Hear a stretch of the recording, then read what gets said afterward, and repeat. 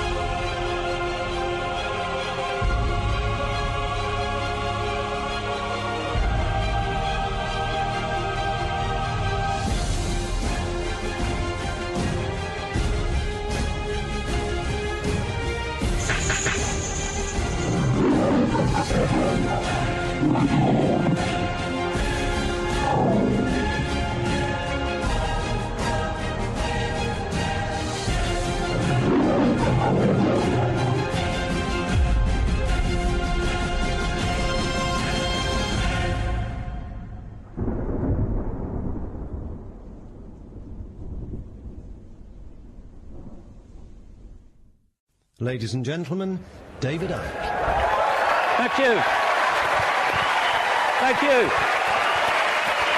Thank you. Thank you. Whoa. Thank you. Thank you.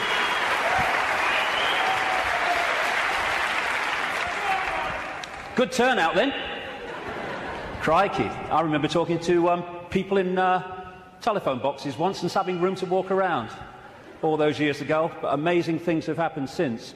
My thanks first of all to the extraordinary Linda for putting this event on, and Sean and all the team.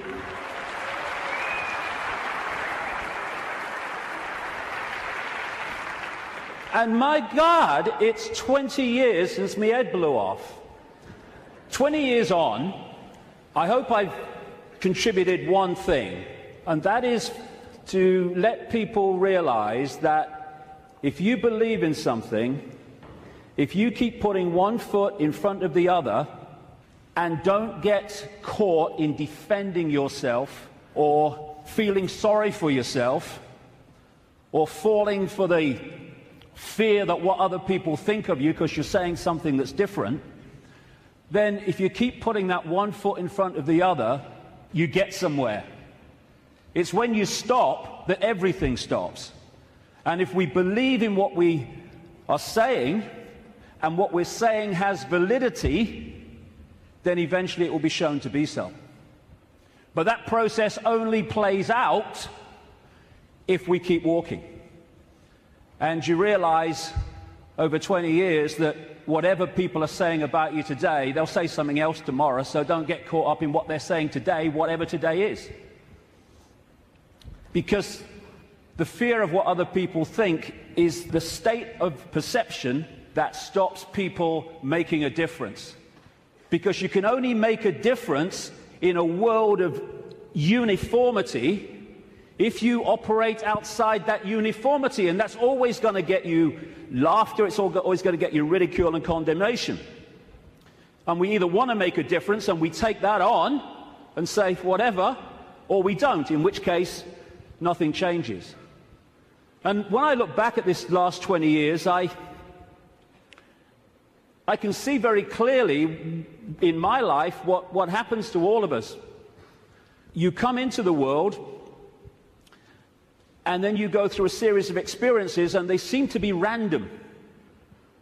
They don't seem to be connected. Well, this is happening now, and that's happening then, and this is happening today.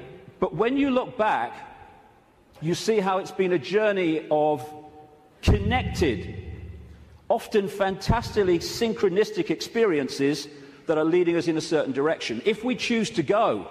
If we don't choose to go, then we just run on the spot, which is where most of humanity is because of the way the system is structured. So when I look at the different aspects of my life, I see the chain of events that's led to now. I mean, this was me when I came into the world. I was bloody happy to be here, I was. Mum, Earth's a shitty place and want to go home. And I felt like that as a kid, to be honest. But then my life unfolded, and I became a professional footballer. Have you seen them teeth? When I saw that bloody picture, I've seen them teeth.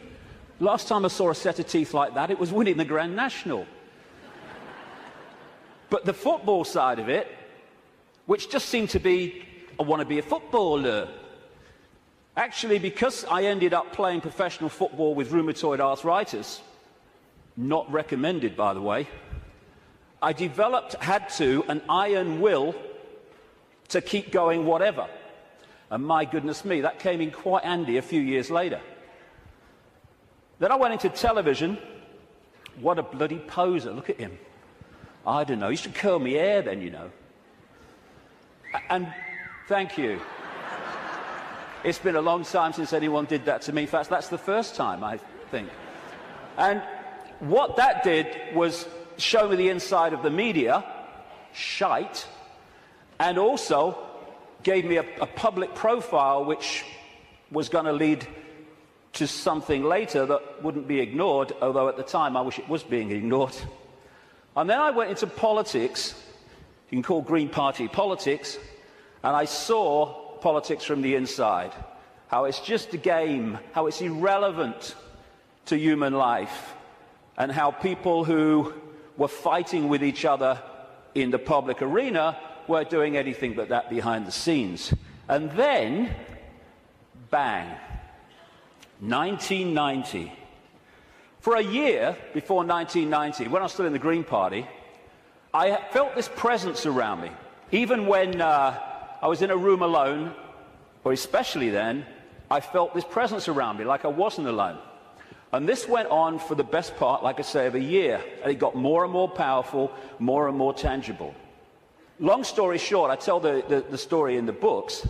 I went by a series of synchronistic chances to see a psychic. Never seen one in my life before.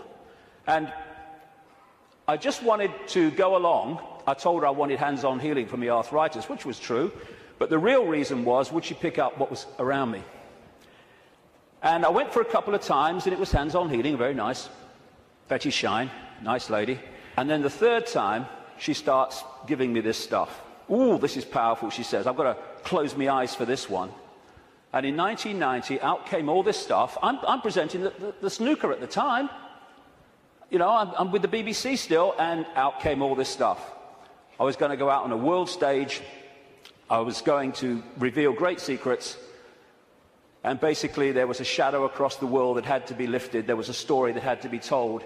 And I was going to tell it, which, when I'm sitting with my bum on that little bench next to her in her healing room, sounded complete bloody craziness. But it's unfolded. And it's unfolded very quickly after that, where my life started to change. And I started to come across information that was pushing me in a certain direction. And then in the same year, or just after the same year, 1991, I went to Peru just on a whim, on intuition, and ended up having extraordinary experiences on a mound in Peru, just down from where that is. This is Siyustani, not far from a place called Puno in southern Peru. Over just out the shot there, on this mound, when this energy was coming in the top of my head, and I was shaking like I was plugged in the mains for about the best part of an hour. And after that, everything changed.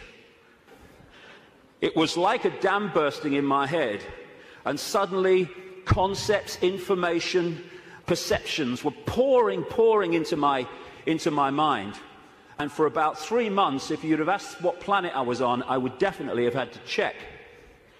And that 3 months was when all this unfolded, what I call my turquoise period.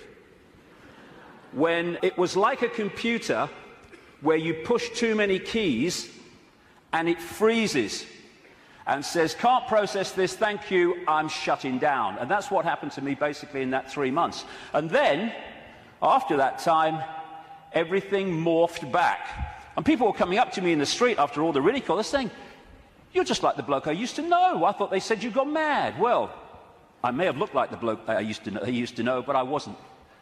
I was suddenly seeing the world in a completely different way, and I was asking the big questions. Who are we? Where are we? Why is the world as it is? And from that time, the puzzle pieces started to be handed to me in really synchronistic, amazingly synchronistic ways. One of the, if you like, psychic communications that came through Betty Shine said in 1990, sometimes he will say things and wonder where they came from. They will be our words. Another one said knowledge will be put into his mind, and at other times he will be led to knowledge. Well, all I can say after 20 years of experience since that time is that that famous advert in Britain, it does exactly what it says on the tin, is precisely what has unfolded since then. And that's how the information for all the books and everything has come. Another one was, arduous seeking is not necessary. The path is already mapped out. You only have to follow the clues. Again, it says, or it does what it says on the tin. Exactly that has happened. And it's this process of having insights and then 5 sense information, names, dates, places, documents, people coming to support that insight, that is what has been unfolding for 20 years. That's where the information has come from in the books. And it's been like some force has been handing me puzzle pieces in virtually the order easiest to understand them. And when you put the puzzle pieces together, the world looks very, very different when you connect the dots.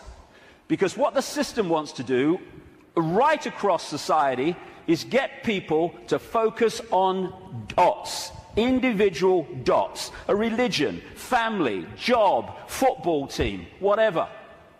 There's nothing wrong with focus as long as you hold peripheral vision and you can see how your focus connects out into other things. That's not what the system wants. It wants that focus so you don't have peripheral vision. And as you're trying to go through the maze we call life, the control system has set up endless ways to divert us, confuse us, and to keep us from the understanding that would set us free. And that's what I want to talk about in the first section today. The idea is to keep humanity constantly bewildered, so we don't know where we are, who we are, what even reality is.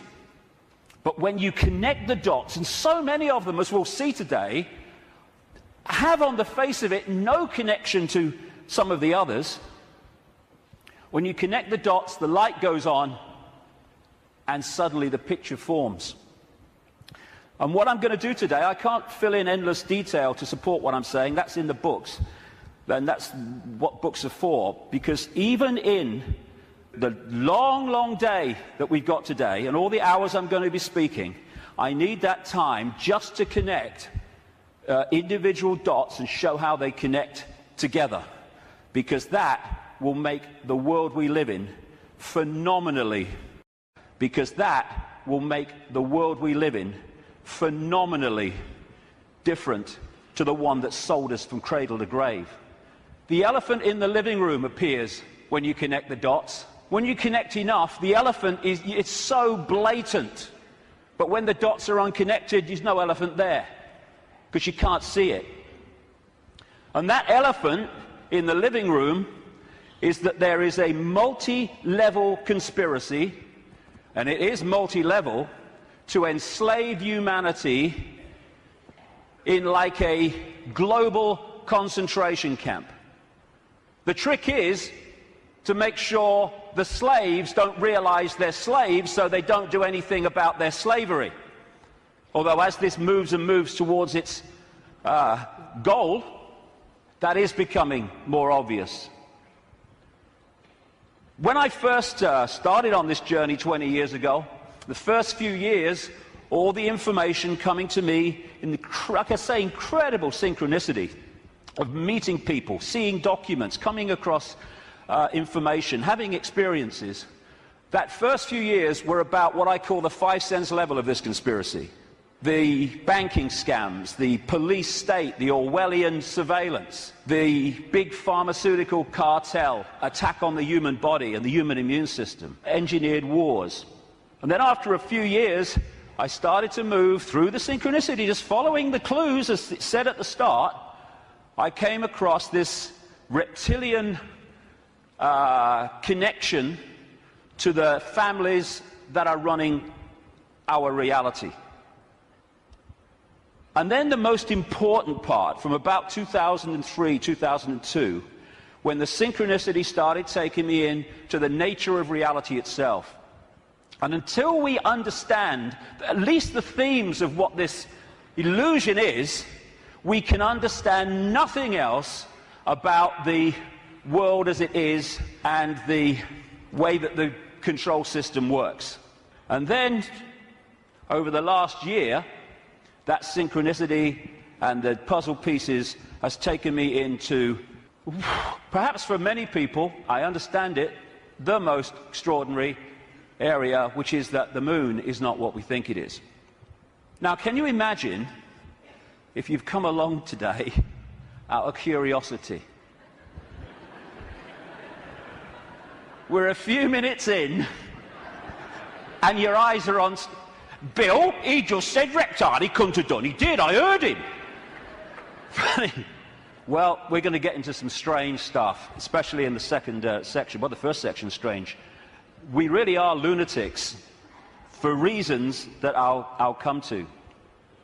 So we're now at this fork in the road where we can go down one track and we can experience freedom in a way that we've never even understood what freedom is.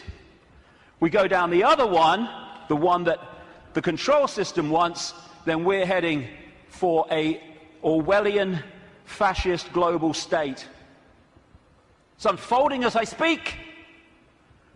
That choice, that fork in the road, is to become conscious, because most of humanity isn't, because it's manipulated not to be, or the control system's route, which is just to become a clone, a computer terminal of a control system, a merciless control system.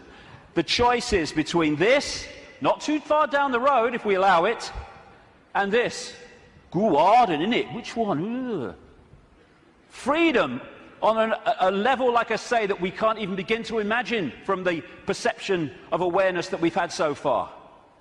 We perceive just a fraction of what freedom is, even when we talk about freedom. And we can break out of this. We can break out of this maze, this vibrational prison that we've been encased in. But to do that, as I said at the start, we have to stop doing what has put us in there.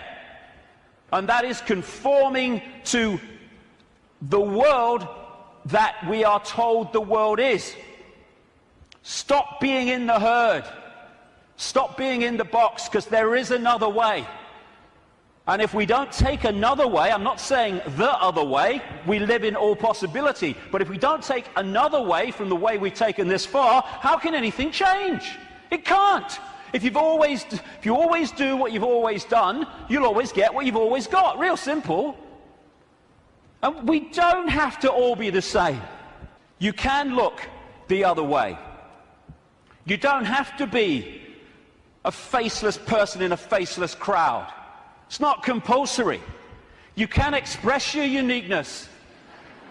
You don't have to do what everybody else does just because they do it and we're frightened of conforming. And sometimes the choice of not conforming can actually save us a lot of grief.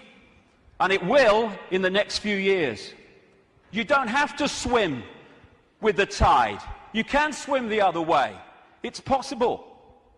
You were born an original. Don't die a copy. But how many people do? Because they fear not being like everyone else is because of the comeback from those people. Truth does not change because it is or is not believed by the majority of the people. Everybody knows that, mate. Everyone knows that's rubbish. Well, I don't know it's rubbish. That's one less than everyone. We've made a start. As Gandhi said, even if you're in a minority of one, the truth is still the truth. The multitude is always wrong. My goodness, how history has confirmed that. And this is the stadium on which it all plays out, the human mind. You cannot control billions of people physically. You can in certain small areas, yes, with your tanks and your bloody tasers and all that rubbish, but you can't do it to 7 billion. You have to control the way they perceive themselves and the world, and therefore through that make them behave the way you want them to. So if we're going to go down this route of freedom, first of all, we need to free our minds from the programming of a lifetime. Free our minds from the belief that what we're programmed to believe in schools is the truth about anything. It's not there to enlighten us, it's there to program us with a certain perception of reality which we carry through our lives, so we will be good little slaves based on who we think we are and what we think the world is.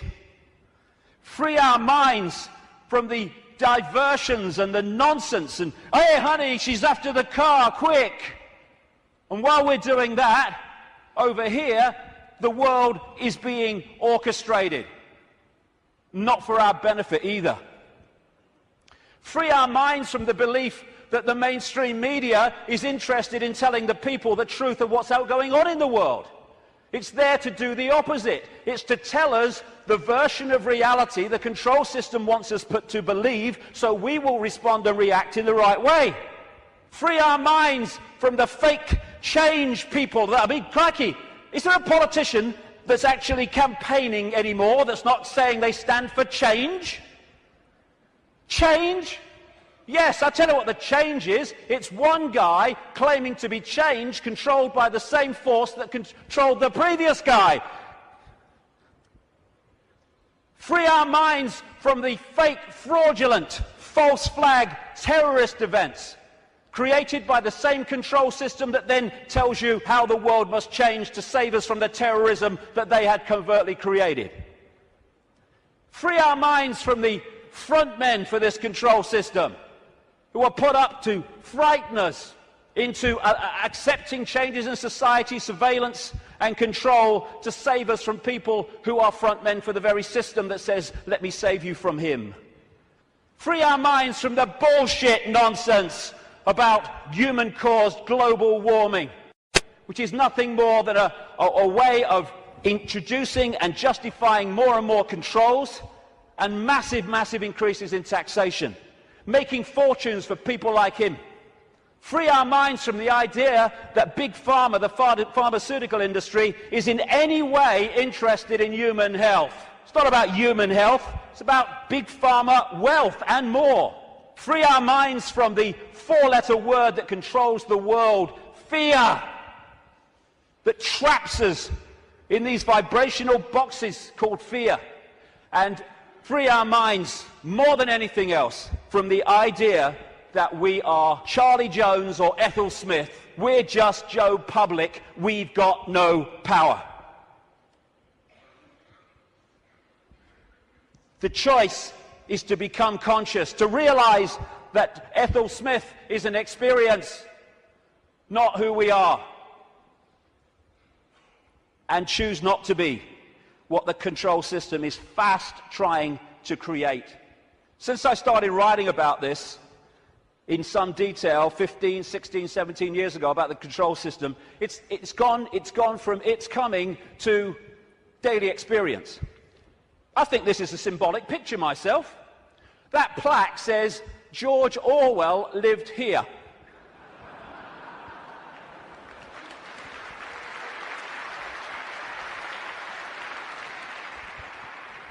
We've got peaceful demonstrations in America being scattered by excruciatingly painful sound technology. The microchip agenda's moving on. The sky's full of chemtrails and all the stuff that's in them. The food we are given to eat, if we choose to eat it, is full of chemical cocktails that are destabilizing our ability to think straight and be emotionally stable. And they're targeting the children more than anyone because they're the ones that are supposed to live most of their lives in this control system. They bloody won't, as I'll get to later, but they're trying. And yet so many people are still saying, well, it looks all right to me. Looks all right to me. To have your head in the sand, you have to be on your knees. The two go together. Ain't it great? Ain't it great to be free? So the idea is to enslave us while people think they're free. And this is a real important area that keeps us from focusing on this and acting on this. Wishful thinking. Wishful thinking that says, well, I don't want it to be true, so I'm going to kid myself it's not. And if I can do that, then I don't have to do anything. Here's an example of wishful thinking I came across. Wishful thinking that this threat will make any difference to their husband's drinking. That's wishful thinking. When I first saw that, I immediately ordered a large one, personally. But that's wishful thinking. I wish it were different. I wish things were different. Well, we all do, but they're not. They are as they are, and I find myself saying this all the time now. It is what it is. And if you accept what it is, you can change what it is. If you're in denial of it, you're not going to change it because you're kidding yourself it doesn't exist. This control system is coming in. It's coming in fast at the moment. And we have to get it from talking about it to doing something about it. And it's crept up on us step by step. While we're watching the game shows and celebrity world and sport and stuff. Nothing wrong with any of those things. But if you're there and you've not got the peripheral vision, they will keep you from seeing what's going on. And now the future is here. It's not sometime never. The future is here. And we've got to go from that to that pretty damn quick. And we can and we will. In many, many ways. As Martin Luther King said, the ultimate measure of a man is not where he stands in moments of comfort and convenience, but where he stands at times of challenge and controversy. And we are at a time of challenge and controversy, and we'll see what we're bloody made of, frankly. But the great news is, and I'm going to get into this big time in the last section, this is a time of fantastic awakening. Like I say, when I started on this journey consciously, anyway, 20 years ago, the number of people that were in any way interested in this information, whether it's the nature of reality or the control system and its agenda, was tiny, tiny, tiny. It was a lonely road.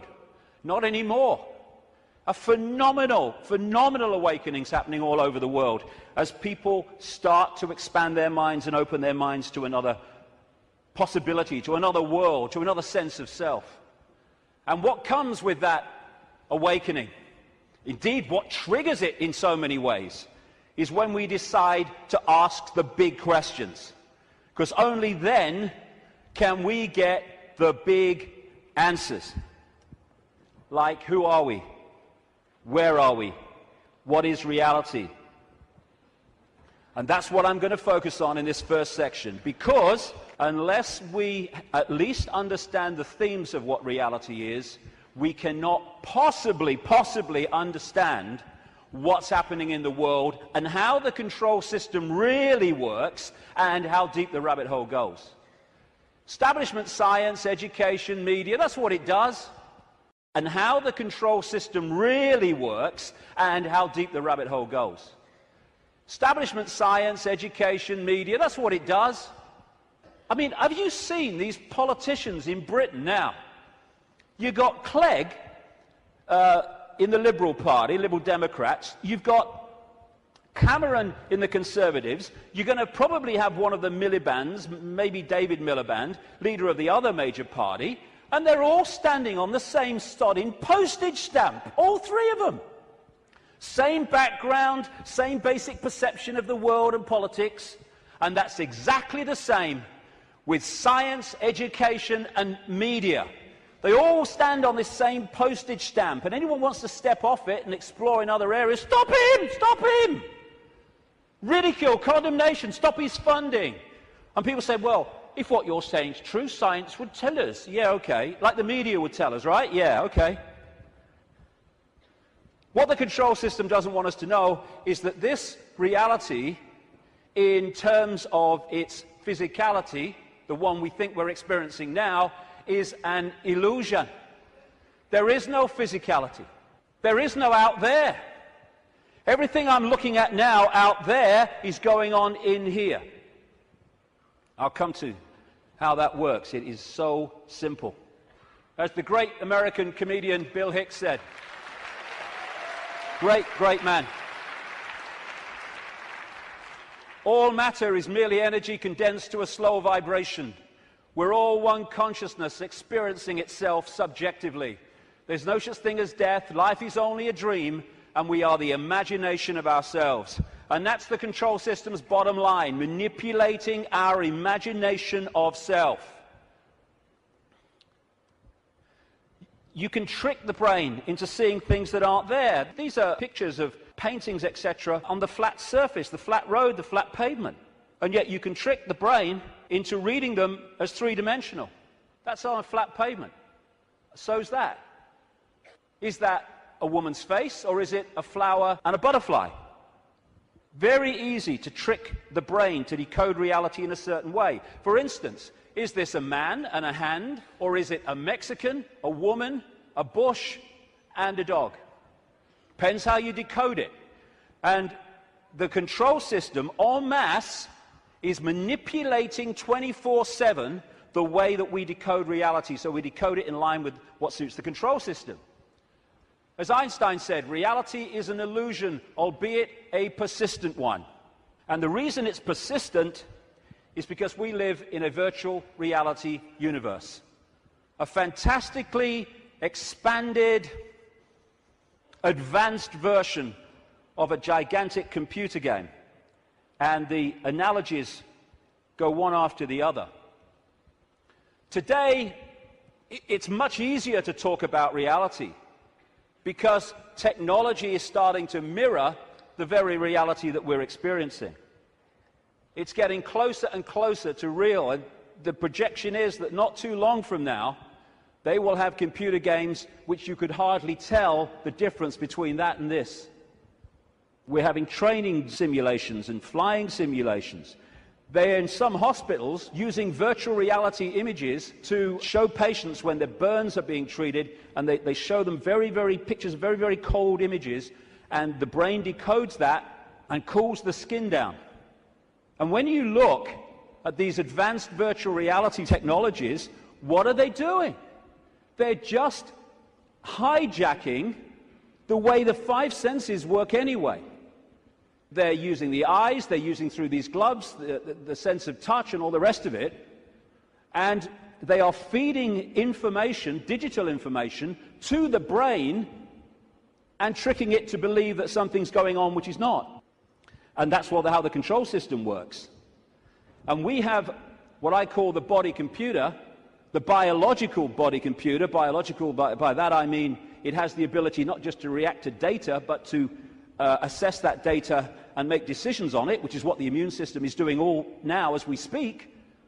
I'm not standing here, you're not sitting there saying, okay, problem with the right leg, go down there a bit on the left. No, it's just doing it because it's thinking. It's a biological computer system. By the way, this image here was taken the split second that someone told this guy that Barack Obama had won the Nobel Peace Prize. That's how I reacted anyway. And the base foundation of this virtual reality is actually waveform, vibrating energy. And within waveforms, as scientists will tell you, fantastic amounts of information can be stored. And that's what the base information construct of this reality is. It's information in wave form. And what I'm going to call that through the day is the metaphysical universe. When I talk about the metaphysical universe, I mean the waveform level of this universe before it becomes this. What happens is the waveform information construct is decoded through the body computer into the world that we think we are experiencing. It's all going on in here. And it's like, as I'll come to in a second, it's almost a mirror, though much more advanced, of the wireless internet, where you can get a computer and you can pull the wireless internet, the World Wide Web, a whole collective reality out of the unseen to appear on a screen anywhere in the world. And so as we decode vibrational information through to electrical information, which is sent to the brain, and the brain decodes that into the world that we think we are experiencing. This is the metaphysical universe. Through the body computer, it becomes the world that we experience as outside of us. The five senses, which of course, as I say, virtual reality computer games lock into, that's how they work, they change vibrational information into electrical information, which goes to the brain to be decoded into what is holographic information. I'll come to that. So this is absolutely right, this scene from The Matrix, where the Neo character says, this isn't real, and Morpheus says, what is real? How do you define real? If you're talking about what you can feel, what you can smell, taste, and see, then real is simply electrical signals interpreted by your brain. That's all it is. And imagine if you can manipulate the way the brain interprets reality, because you know how reality works and the population doesn't, because you bloody well keep it from them systematically. The five senses are a decoding system. The most obvious one, of course, is sound. That's a vibration, comes to the ear, message to the brain, brain hears the sound. There is no sound until we've decoded it as so. Sound is just a vibration until we've decoded it. Sound exists in here. Same with taste. Electrical signals to the brain decodes it. This is how you can, through stage hypnotists, etc., get someone to eat a potato but taste an apple. Because you implant the belief here that it's an apple, and so the electrical signal with the potato code goes there, and it doesn't read it like that, it reads it as an apple.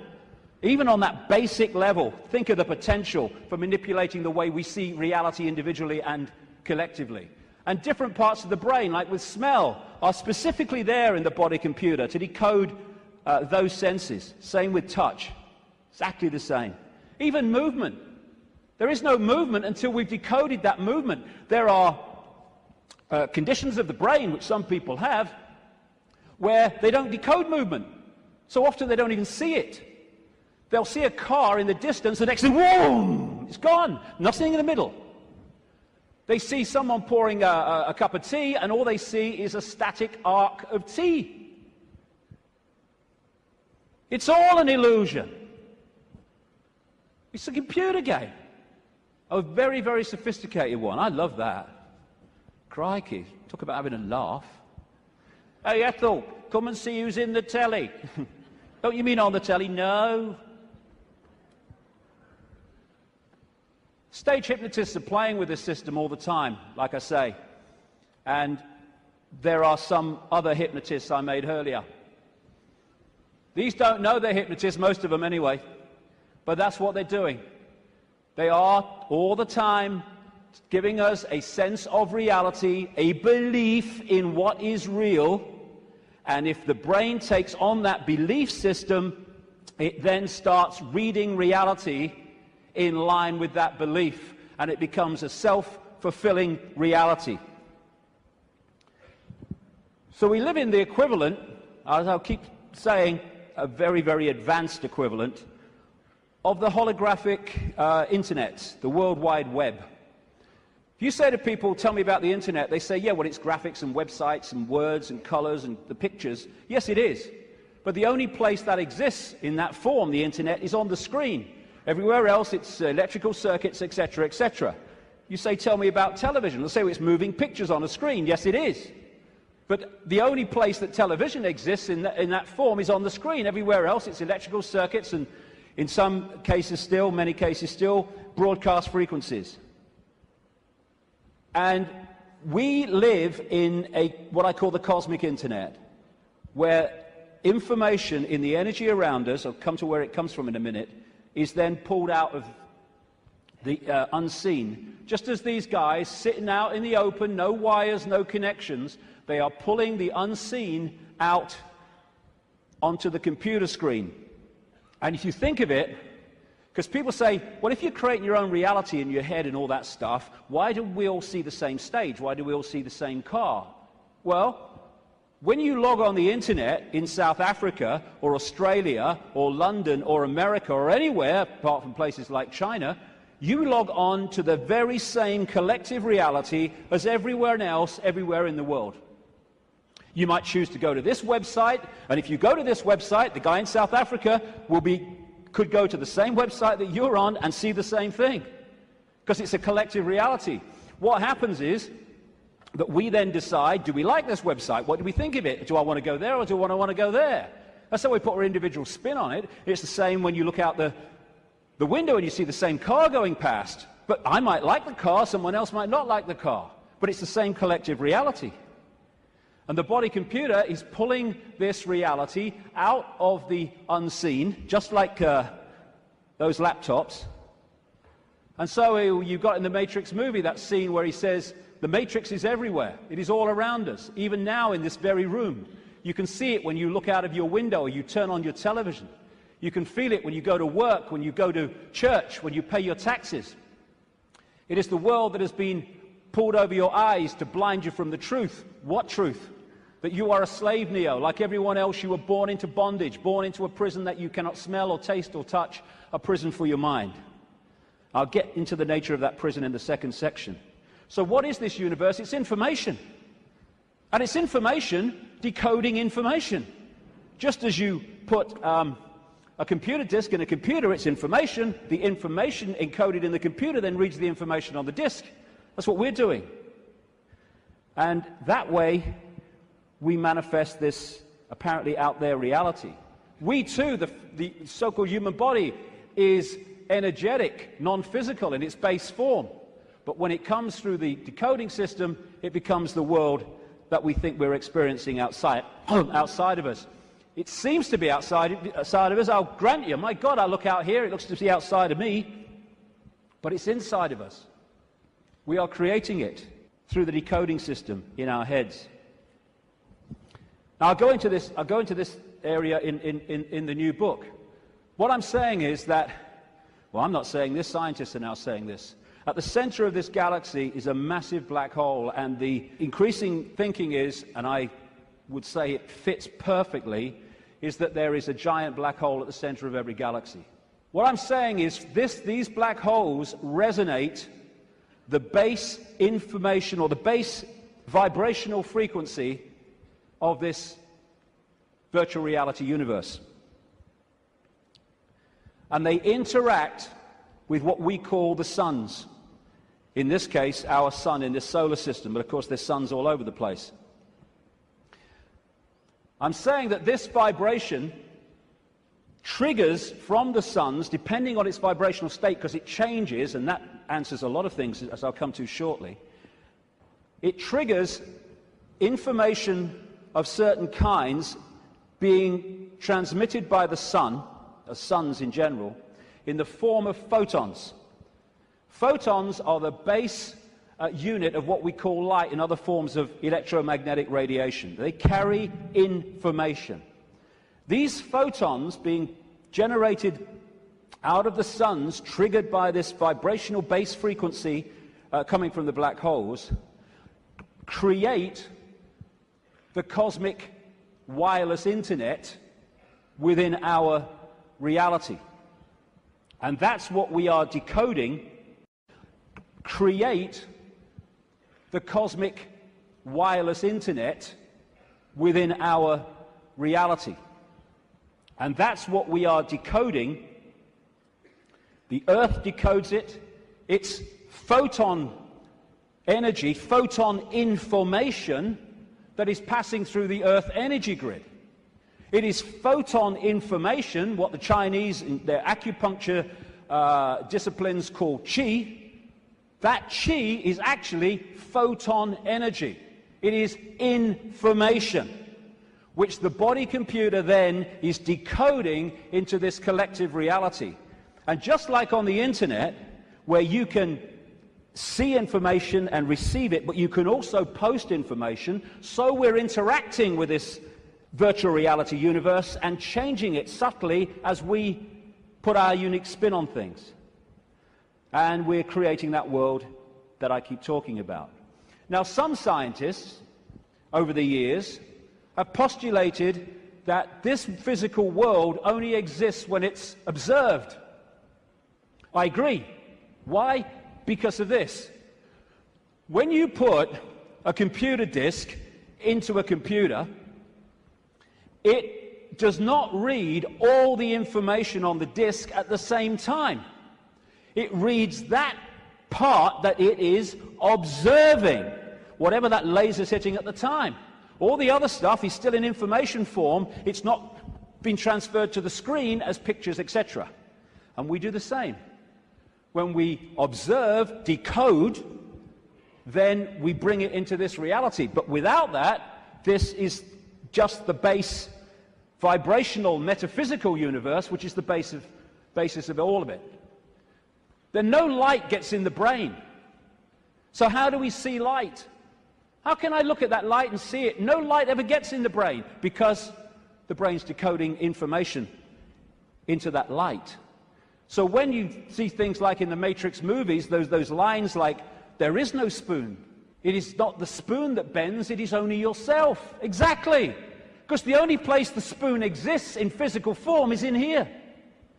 And you bend it by bending the way you decode reality.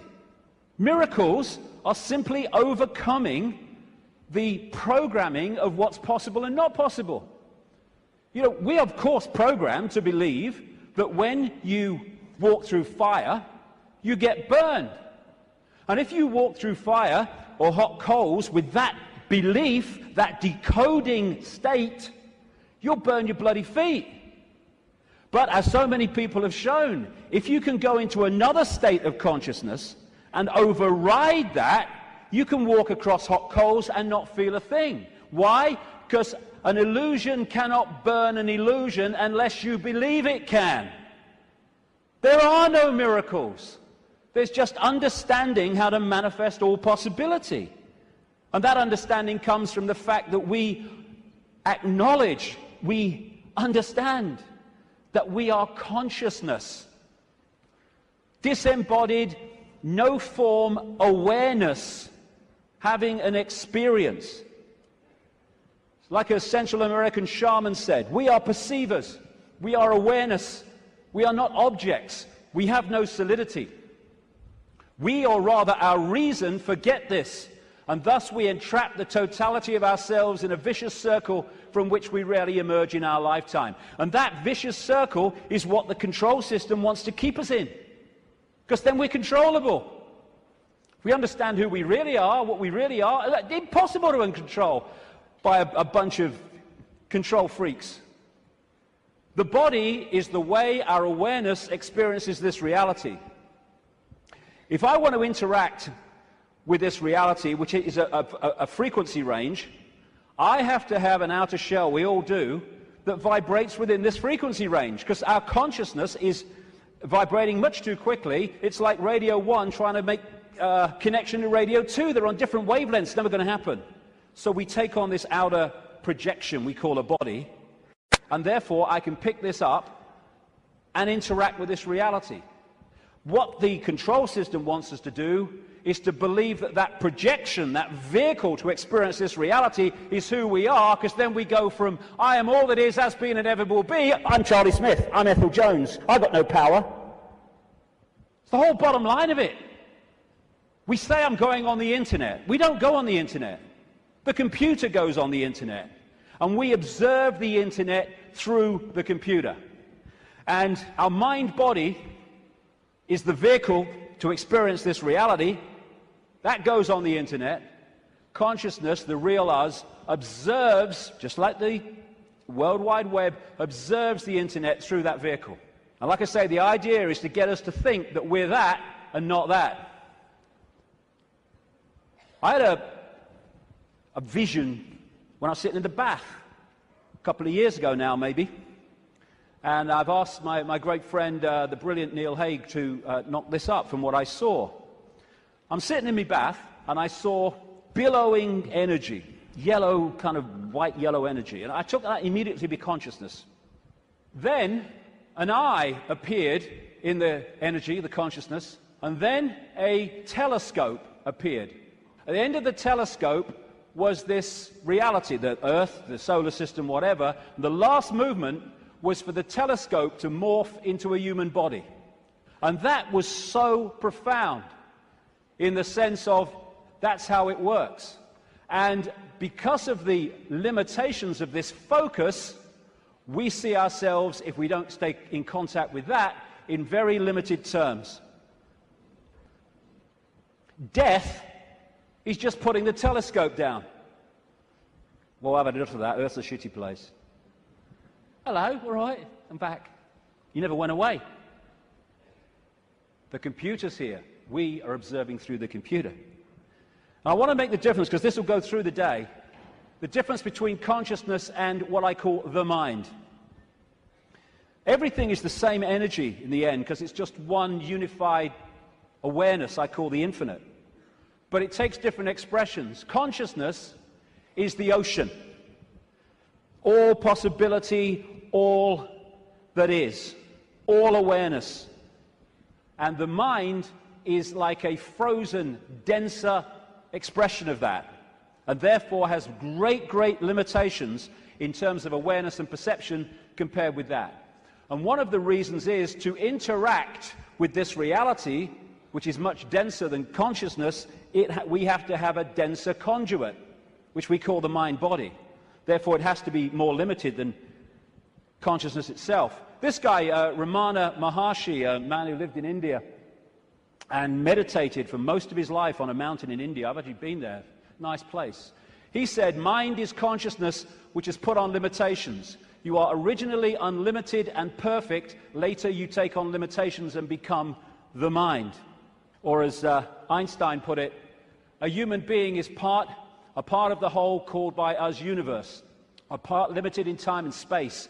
He experiences himself, his thoughts, his feeling, as something separated from the rest, a kind of optical delusion of his consciousness. And that optical delusion comes from looking through the lens, the telescope. And what it does, and I keep saying the control system is structured exactly to do this, it puts us in a false identity. One that doesn't think all possibility, it thinks limitation, I can't, that's not possible. And if you want to control people en masse, you want them in that mode. I'm not David Icke. David Icke's my experience. It's a name for the experience I'm having at the moment. I am all consciousness, all awareness. All that is, has been, and ever will be, and so is everyone else in this room, everyone else in all the realities of this infinite world that we live in. We are all possibility, and that's our base state. I don't care who you are, what you've done in your life, what regrets you have, how successful you've been, your base state is all possibility. And I've only taken psychoactive drugs once, well, 1.5 times. The main one was in Peru when I took something called ayahuasca in 2003. And for 5 hours, I had this voice, as loud as mine is now, took female form, talking to me about the illusory nature of reality. And when I came back out to Britain, it happened in the Brazilian rainforest, I started following up names, dates, places type information, what I was told. And it was extraordinarily accurate. It's amazing that mainstream science has sussed most of this but doesn't realize it as, because all the disciplines don't talk to each other. When you connect the dots, you realize they've already established that this is an illusion. But that doesn't go down well because it's too close to the truth. And how I experienced that state beyond this world, beyond vibration, was as stillness and silence. And that's what all possibility is, the stillness and the silence. There was a great line that voice said to me when it was explaining the nature of reality. It said, if it vibrates, it's illusion. If it vibrates, it's illusion, because our core level is stillness and silence. I experienced that. Amazing feeling. There are no negative emotions, there's no fear, there's no worry about not making the rent and all this stuff. They've all gone in that realm. And people think of nothing. All that is, has been, whatever can be. That's all potential, all knowing. And everywhere and nowhere. People think that's a paradox. You can't be everywhere and nowhere, but you can in all possibility. In all possibility, everything is possible. So everywhere is nowhere. Nowhere is everywhere. Everything and nothing. Again, not a paradox. All possibility is everything and nothing. And as I was saying, we think of nothing as nothing's there. There is nothing. But within the nothing, within the silence, is everything.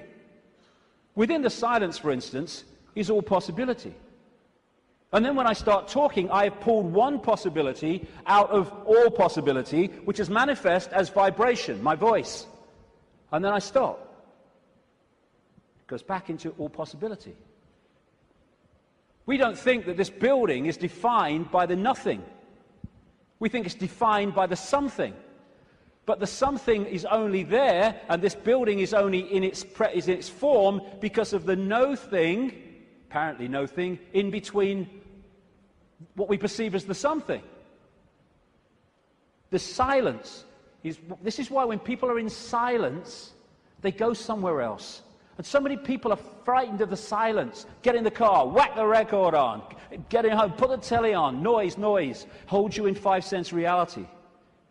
When people go into the silence, that's when they get their insights, because they're accessing other levels of themselves beyond the 5 senses. So out of the no thing comes the realm of form. This is something called cymatics. If you go on the internet, you can see it, videos of it, like YouTube. What they do is they put particles on a metal plate and they play sound across it. And it's incredible. It just forms into these amazing geometrical shapes just because of the sound. And when the sound stops, boom, it all goes back to all over the place. And then the sound changes and another form comes in. And these worlds of form, frequencies, vibrating frequencies, are created in this way, out of all possibility. And there are endless, infinite realms with different so-called laws of physics, different challenges, different experiences, all vibrating at different speeds and therefore able to share the same space. All of these different realms are sharing the same space that I'm sharing now, just as all the radio and television stations broadcasting to this city are sharing the space that I'm sharing now and the space that they're sharing with each other.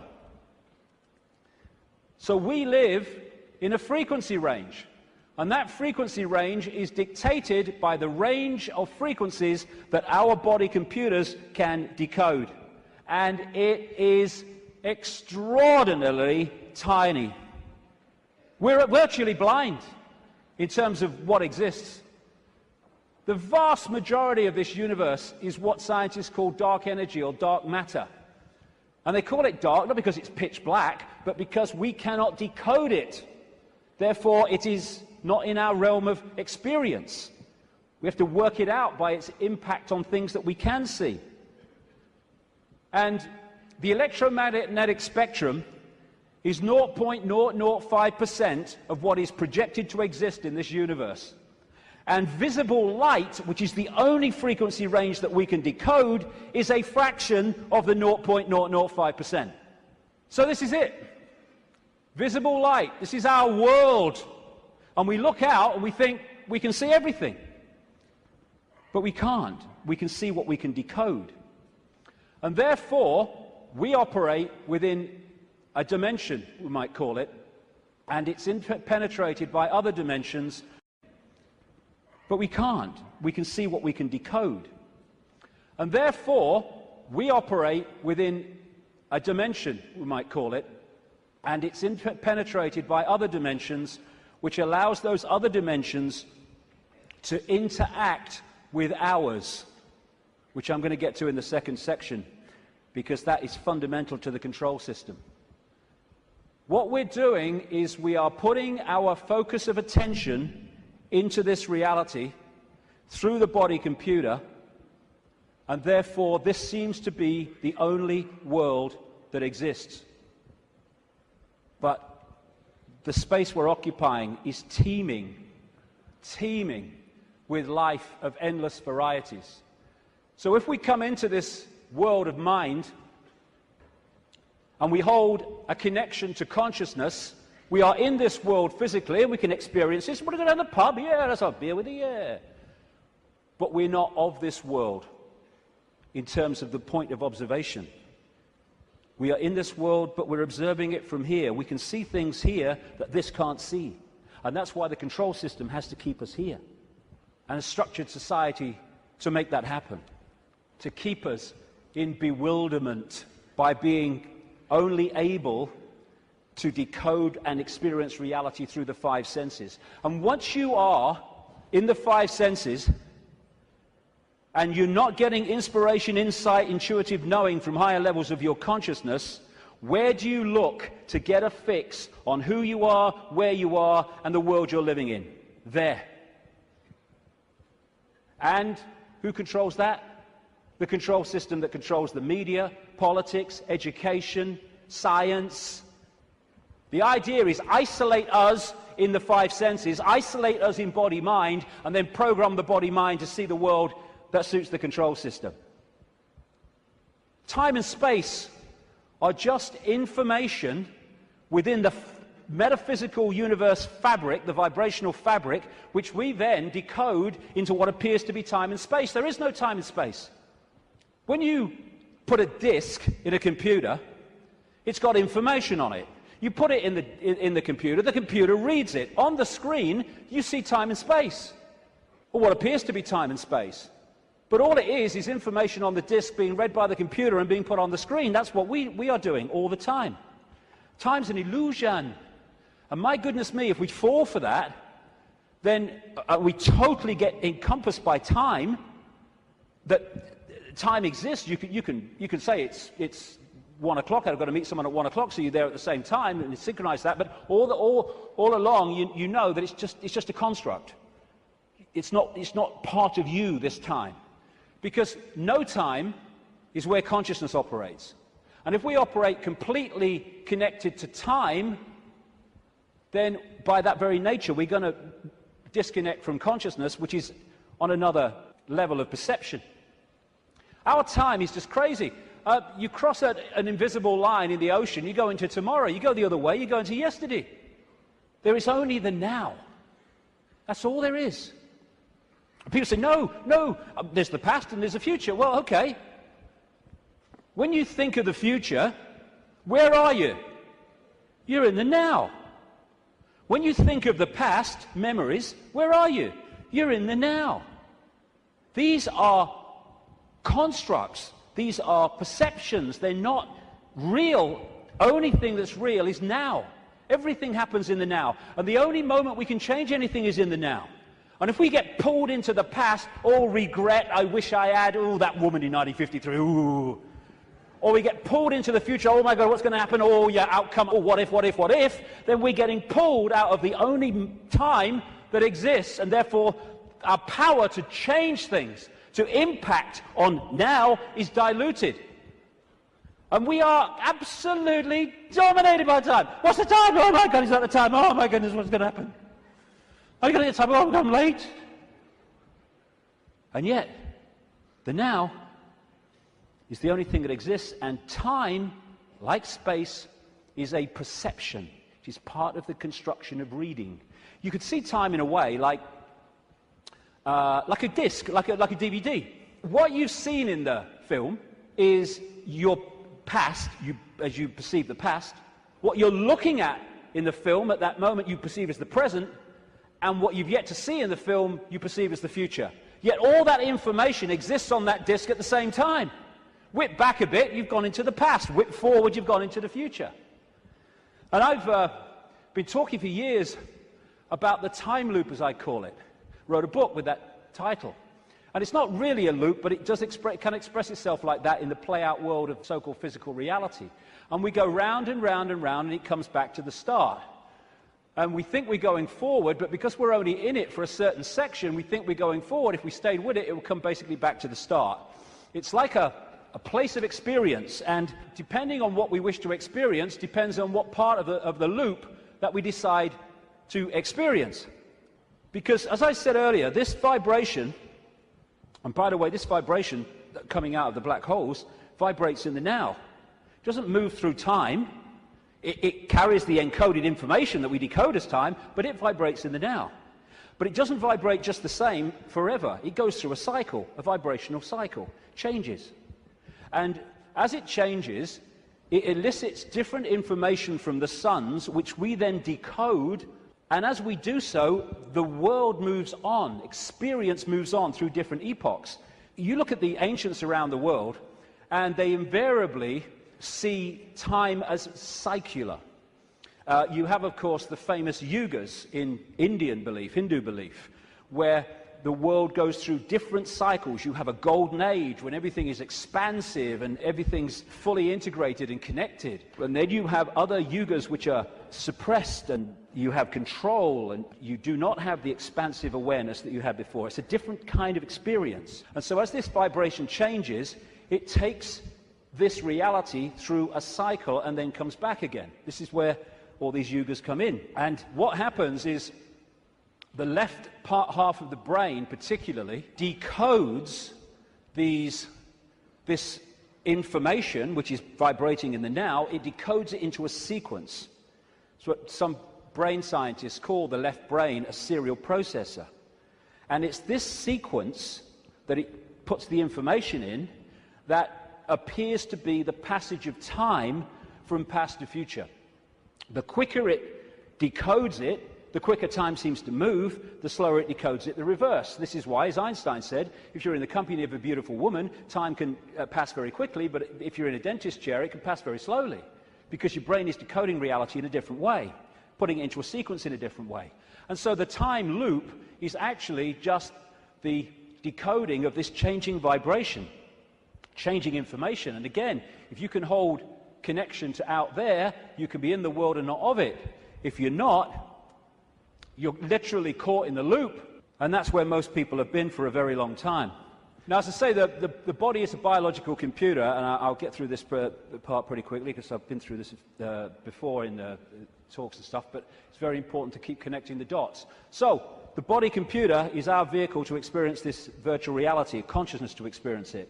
It's like, you want to go to experience another planet, you need an outer shell. As I said earlier, we need an outer shell vibrating within the frequency of this reality. And this is what makes racism so ludicrous, so insane, such a confirmation of ignorance. Because it's just a vehicle to experience this reality. And racism is the final confirmation that you are caught in five-sense reality and have not a clue of the nature of what we all are, racist and non-racist, and that is consciousness. Humans, we think we're humans. We're human. Humans are like a software program. We're not human. We're experiencing being a human. We are consciousness having that experience.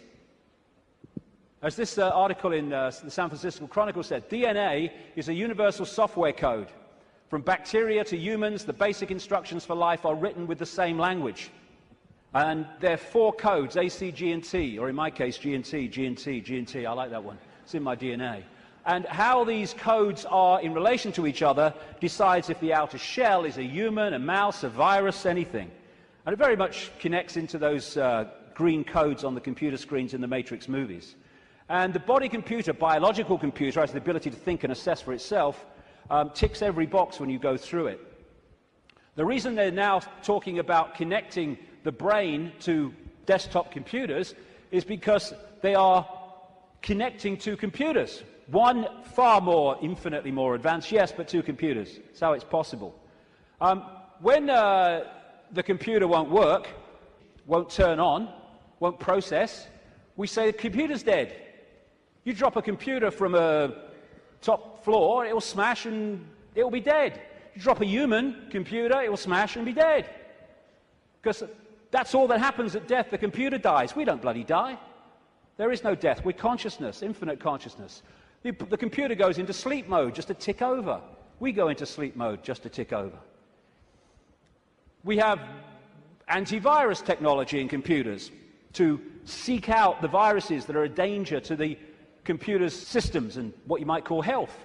We have a phenomenal antivirus system we call the human immune system, which does exactly the same.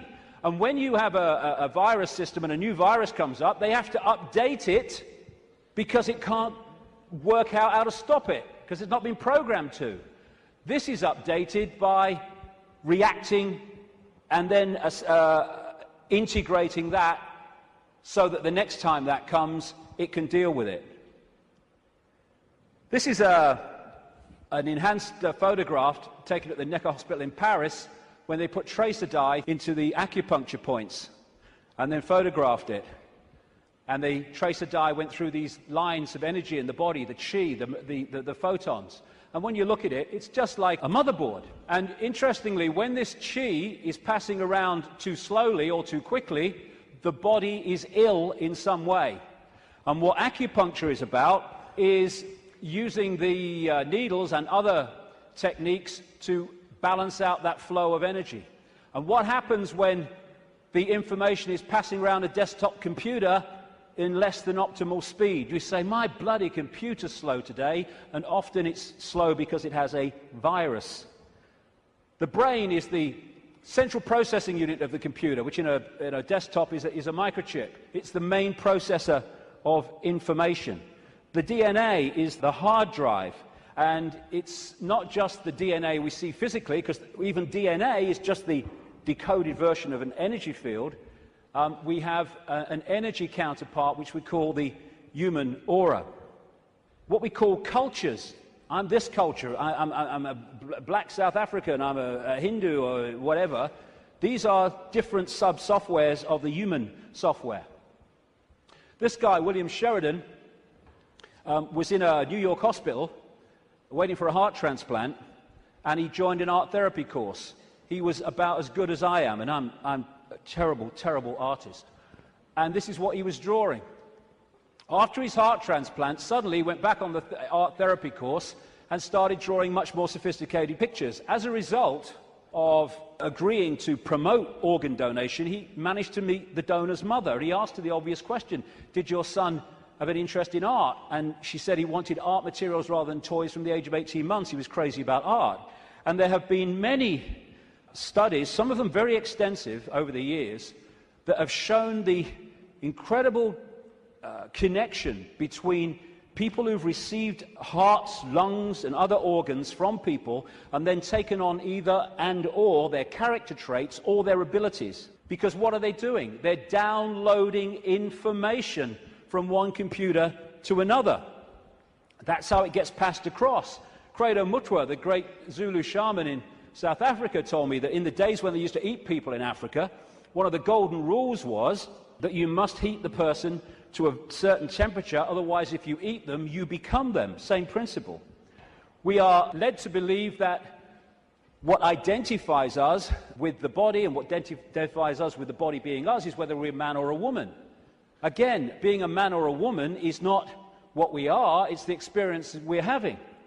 How can we be a man and a woman, or how can that be what we are, when you can change from a man to a woman through chemical intervention? It's changing the nature of the computer through chemical intervention. Freaky the chicken, who was in the papers a few years ago, started out life as a hen, laying eggs, then had a massive, for some reason, explosion of testosterone and became a cockerel. Started chasing the chickens, the hens, and crowing at dawn. Grew a comb. How can male or female be what we are when that can happen? It's an experience for consciousness which is neither male or female because it's all possibility. This is from the BBC website. Scientists have been able to take control of flies' brains to make females behave just like males. Control of flies' brains to make females behave just like males. Researchers genetically modified the insects so that a group of brain cells that control sexual behavior could be switched on by a pulse of light. The team was able to get female fruit flies to produce a courtship song behavior usually only seen in males. Just so you manipulate the computer. Why do birds suddenly start singing together when the sun comes up? I mean, is there someone with a bat on? Go! Why did Freaky the chicken start crowing at dawn when the testosterone came in? It's a program. It's the same with emotions, where we think the emotions of who we are. But you can fundamentally change your emotional state through drugs, through chemicals, through things like mercury. Mercury in fillings can change your personality. Can change your personality by drinking the shite in food and drink, these chemical cocktails. That's what's happening to so many kids. How can even emotions, as we know them, be what we are, when chemicals can change the emotions that we have? It's to do with the way we decode reality. And we are receiver-transmitters of information. Like we're taking from the worldwide cosmic web and we're adding to it. And how interesting and appropriate that one of the great ways or great means of receiving and transmitting is through crystals, quartz crystals. And it turns out the human body is a gigantic liquid quartz crystal. The membrane of every cell, and we have trillions of them, is a quartz crystal, a liquid crystal. The Earth is a gigantic crystal. Every grain of sand, for goodness sake, is a crystal. And the Earth, too, is receiving and transmitting information within this cosmic web. DNA is a receiver-transmitter of information, and it's made that way. This is an article on DNA. From the characteristic form of this giant molecule, a wound double helix, the DNA represents an ideal electromagnetic antenna. On one hand, it is elongated and thus a blade which can take up very well electrical pulses. On the other hand, seen from above, it has the form of a ring and thus is a very magnetical antenna. We are receiving and transmitting all the time through what we think is the body computer. And the energetic auric field connects into us through what we call chakra points, from a word, Sanskrit word meaning wheels of light. And these connect into what we call the physical body through the endocrine system of glands, two of which include the pituitary and the pineal gland, which together make up what we call the third eye. The ability to get out there through the sixth sense. It's like that Muse song says, if we could flick a switch and open your third eye, we would know that they'd never be afraid to die. Words to that effect. Exactly, because we'd be out there. Now, anything that can shut these down holds us in five-sense reality and stops us from breaking out into the greater self. That's where they want us, and that's where they've got so many people, the vast majority, in that state, in a false identity. The world looks so solid, I grant you, but it can't be. It can't be, even though it seems to be. And if you bang your head on the wall, again, like walking through the fire, believing you're going to get burned, bang, you'll bang your head.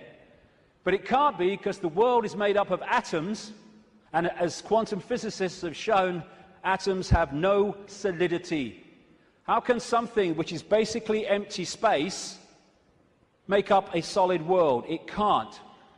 The reason it appears to is because the information in the waveform metaphysical universe is decoded through into apparent solidity. Again, it's just the way we decode reality that gives it form.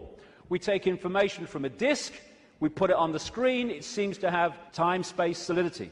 But it doesn't. It's just information being read, and that's exactly what's happening to us.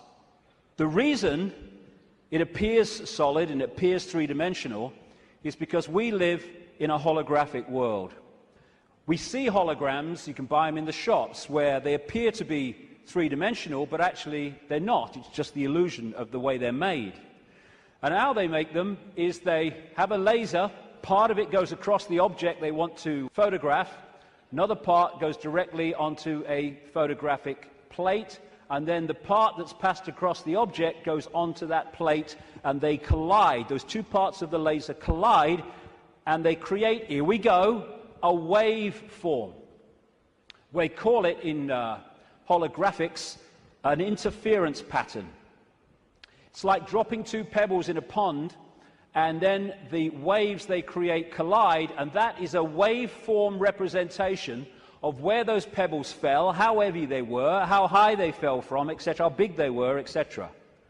And this is what the waveform, again, looks like on a holographic print. It's information. It seems to be nothing. It looks like a fingerprint, appropriately, actually. But what is it? But you fire a laser at that, and suddenly a three-dimensional, and the best of them, a very solid-looking image comes up. This is how we create our reality. It's holographic. This guy is in an Australian city, I think it was Melbourne, but he was projected as a hologram onto a stage in Adelaide. This is one that CNN did. So we are creating a holographic version of this information, just like a hologram does, in our heads. That's where it comes from. It's this construct. And how funny, I've been saying this for years, and then I come across this very, very mainstream New Scientist magazine in January now 2009, and its front page, "You are a hologram projected from the edge of the universe." You don't need to go through great swathes of academia. In fact, it's often the worst thing that can happen, because it puts you in the box on the postage stamp, often, to understand reality. You just have to access that which is all around us, containing that knowledge. And then you have the question, how can something be a waveform and a particle at the same time, which is what quantum physics has found and gone, what? How can that be? Very simple. When you're creating a hologram, the waveform doesn't disappear when the hologram projects itself. They both exist at the same time, the information construct and the decoded holographic form. The particle and the waveform exist at the same time. It's so bloody simple. People think it's so complex. One of the great things about a hologram is that every part of the hologram is a smaller version of the whole. So if you cut a holographic print into four and put a laser onto the four pieces, you don't get a quarter-size version of the whole picture, or a quarter-size part of the whole picture. You get a quarter-size version of the entire picture. And because of that, this is why these things happen. This is why reflexologists can find points on the hand and the feet and elsewhere that relate to different organs and parts of the body. This is how acupuncture can do it, and reflexology with the points on the ear. Do something here, it affects the heart. Do something here, it affects the liver. Because it's a hologram, and it must be like that, because every part of the hologram is a smaller part of the whole.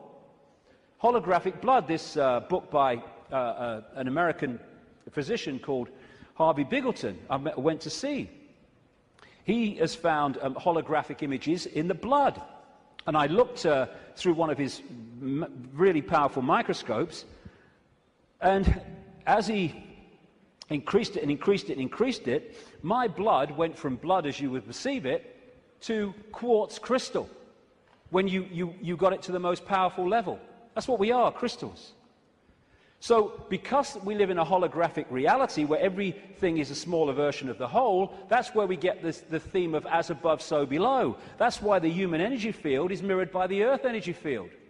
Because we are a smaller part of the Earth hologram, and the Earth hologram is a smaller part of the greater hologram. And on one level, this reality is digital. And they're creating now, and this is extremely relevant to what I've been saying, they're creating now digital holograms that operate in a slightly different way to the holograms we've had before. And some of these digital holograms, that's one, are being used at promotions to sell products and stuff, and people are frightened to walk through the hologram because it looks so solid. And that's what this is, digital holograms. Digital holograms is the reality that we're experiencing in what I call the play-out world. And this is why numerology works. Numerology can predict things and it can make things happen because it is working on this digital level of reality. Computers work on binary systems of on-off electrical charges, just symbolized as 1 and 0. They're now starting to develop trinary computers with a third number. And the human brain works how? On binary and trinary on-off, etc. electrical charges. And of course the A, C, G, and T codes of the DNA all connect into this. So while in the Matrix movies we saw the projection of beyond the physical world, it was a digital world, so is ours. That's exactly what it is.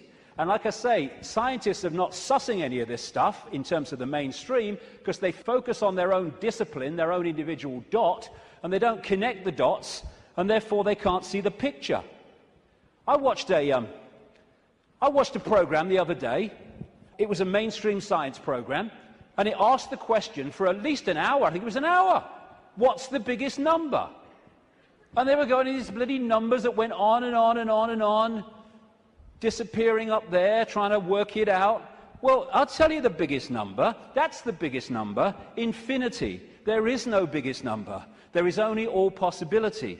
And numbers are the digital level of this reality, and because of that, numbers represent vibrational states. As a result of that, you can manipulate reality through numbers and numerology, because you're manipulating that level of the decoded construct. So what does all this mean? We live a false identity. We think we're humans when we're consciousness. We're multi-leveled awareness, not just the body, consciousness. And some near-death experiencers have experienced and then come back to tell the story of what they've experienced when they've been through, sometimes they experience it as a tunnel, and then come back when their body releases the consciousness for a short time. And this is one that encapsulates all of it. He said, everything from the beginning, my birth, my ancestors, my children, my wife, everything comes together simultaneously. I saw everything about me and about everyone who was around me. I saw everything they were thinking now, what they thought then, what was happening before, what was happening now. There is no time, there is no sequence of events, no such thing as limitation of distance, of period, of time, of place. I could be anywhere I wanted to be simultaneously. This body computer is what gives us the delusion of all those things. And I'll just finish on this bit. Key to holding us in servitude is to keep us in the left hemisphere of the brain. We have two, the right brain, the left brain, and we have a bridge called the corpus callosum, which bridges the two and should pass information between the two. And the right brain, they are very, very different states of being. The right brain is the out there, the creative, the connection with all that is. The left brain is what deals in numbers, in language, in sequence, and puts everything in hierarchical structures and all the rest of it. And what the system wants, it wants us in there. Because when we're in there and not in there, we are there. And the whole system is structured to put us there. The education system, everything. I found this, different functions of the right and left brain. What the right brain wants to do is say the color. What the left brain wants to do, language, it wants to say the word. And it's interesting when you try to go through these and say the color, how difficult it is for many people to say the color instead of the word, to say green instead of what the left brain wants, which is yellow. And the functions of the two are massively different. This lady, a brain scientist, neuroanatomist called Jill Bolte Taylor, became well known when she had a stroke in the 1990s, I think it was. And she had a stroke in the left brain and stayed awake for most of it, and therefore experienced what was happening. First of all, she got onto an exercise bike trying to overcome how she was feeling, and she looked down at her hands, because this left brain decoding system's now not working, and was not decoding reality as it normally did. She looked down, and she saw not hands, she saw claws. As this went on, she could no longer see a division between her and anything else. Everything just joined as one infinite field of energy consciousness. And she said it was just bliss. Nirvana, she called it. When she tries eventually, the left brain eventually kicks in and says, you've got to get help, she tries to call work that field of energy consciousness. And she said it was just bliss. Nirvana, she called it. When she tries eventually, the left brain eventually kicks in and says, you've got to get help, she tries to call work, a colleague, to help her out. Took her 45 minutes, I think she said, a long time, trying to go through these business cards to find the number, because when she looked at them, she couldn't see numbers and words anymore, because this wasn't decoding reality as it should. She could see pixels. She was seeing this reality one step back in its digital pixel state. Eventually, through following the squiggles, she says, she managed to ring the number. And when the guy, he must have said something on the other end, like, hello, all she heard, she said, when he picked the phone up, was woof, woof, woof, woof. And then she said, I tried to say to him, hey, this is Jill, I'm in trouble. And all she heard herself say was woof, woof, woof, woof. Because the vibration was not being decoded by the left brain, the language part, into words that we can understand. And what the system wants to do is to put these firewalls up, called education, science, politics, media, peer pressure, to keep the right brain out of it. And this is fundamental, because these things are all part of the defense mechanism, keeping us in left brain reality and out of right brain infinity. Now, some people, they call them autistic savants, like this man, Stephen Wiltshire. They access the right brain potential in ways that other people don't. And this is why they're capable of fantastic achievements. This guy, Stephen Wiltshire, was taken up in a helicopter over London by the BBC for half an hour with nothing except his eyes, and then came down and drew London from the air with incredible accuracy. Why? Because he was accessing that infinite potential that left brain people, most of people in the world, don't. This guy, Daniel Tammet, another autistic savant, has again achieved incredible things, because he was challenged once to learn Icelandic in a week, and it's an incredibly difficult language to learn. I mean, none of the media were using on their news reading, were using the real name of that volcano in Iceland, were they? Because they could bloody pronounce it. This guy went back on television a week later speaking Icelandic. And his Icelandic teacher said, he's not human. Yes, he is! It's the human that we once were and will be again, when this suppression of our potential and our infinite possibility is brought to an end, and this shite stops.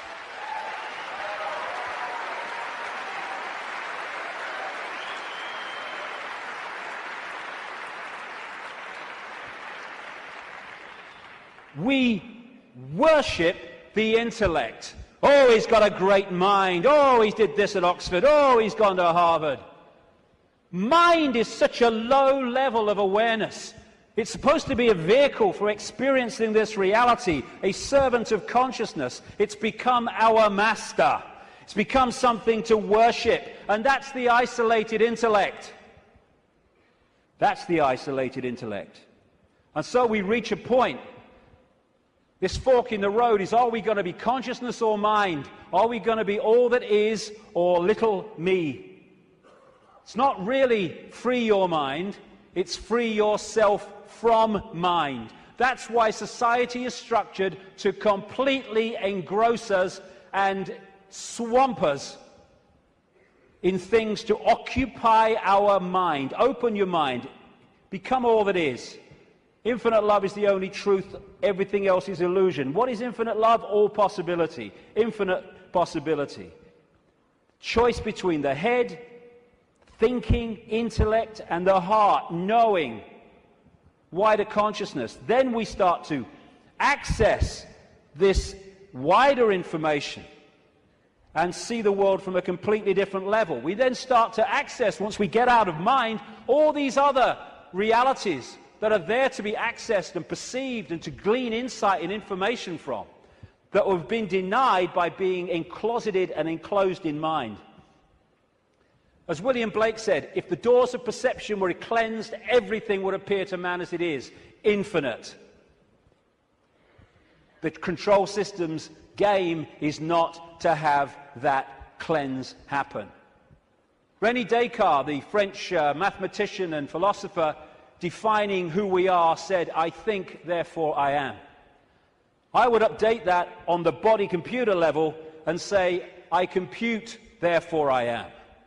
But beyond that, in the realms of consciousness, it is simply, "I am, therefore I am." I am all that is, has been, and ever will be. And this multi-leveled conspiracy is there to keep that knowledge from us, to hold us in little me mental states, so a tiny few can control billions. Without this knowledge, we cannot understand the conspiracy and how it works. And the question is, who's behind it? See, they're hiding already. Who's behind it? And that's what we'll get to in the next section, which will start in 10 minutes. Thank you very much. Thank you.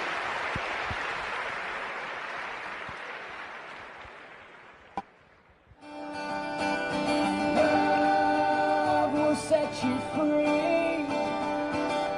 Love will set us free. Love will set you free. 'Cause they can't manipulate peace and harmony. It's a spiritual revolution. It's a spiritual revolution. It's a spiritual revolution. It's a spiritual revolution. It's a spiritual revolution.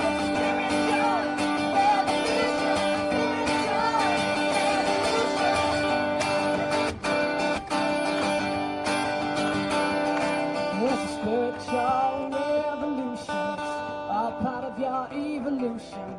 Your fate is still unknown. So wake up, my friends. The future now depends on you. So please lead us home.